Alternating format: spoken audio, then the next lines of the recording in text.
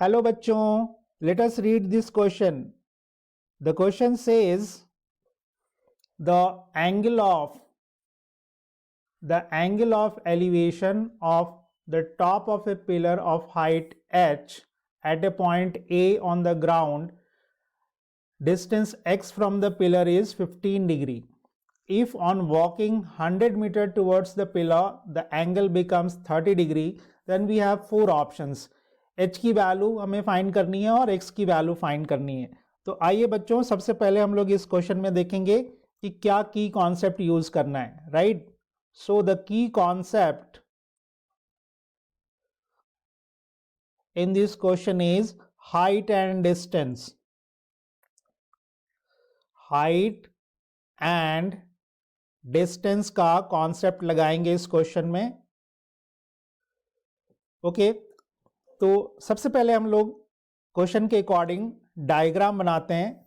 So the diagram will be, suppose करें कि ये ग्राउंड है, यहां पे एक पिलर है इस तरह से. पिलर का नाम पी क्यू दे देते हैं. ग्राउंड पे एक पॉइंट है ए, जहां पे इस पिलर के टॉप का जो एंगल ऑफ एलिवेशन है this is 15 degree. So this angle is 15 degree. Right, फिर इस पॉइंट से 100 मीटर टुवर्ड्स पिलर मूव करते हैं तो इस पिलर के टॉप का एंगल ऑफ एलिवेशन हो जाता है 30 degree.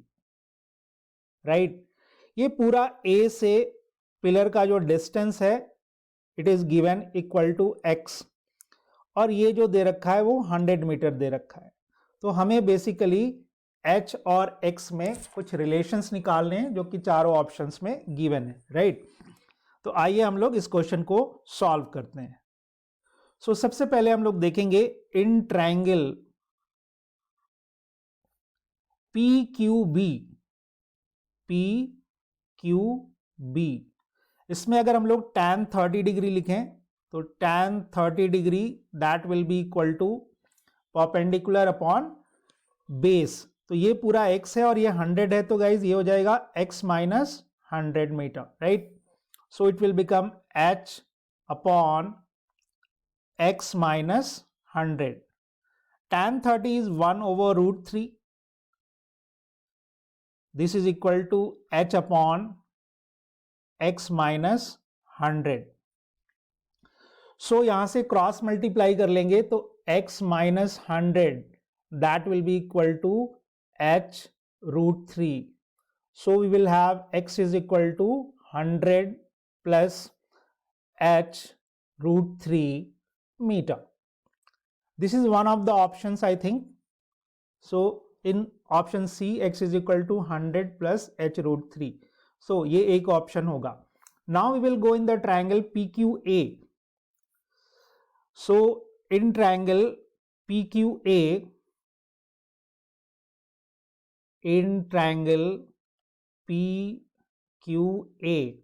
we will have tan 15 degree, and this tan 15 degree will be equal to h upon x. H upon x, and the value of tan 15 degree is basically root 3 minus 1 upon root 3 plus 1. It can be calculated very easy. So h upon x. Now we can cross multiply it. So root 3 minus 1 into x is equal to root 3 plus 1 into H. यहां से guys हम लोग x की value रख देंगे यहां पे. तो रूट 3 माइनस 1 इंटू एक्स की जो वैल्यू है that is 100 plus h root 3, and that is equal to root 3 plus 1 into h. Multiply कर लेते हैं. तो देखिए रूट 3 माइनस 1 इंटू 100 प्लस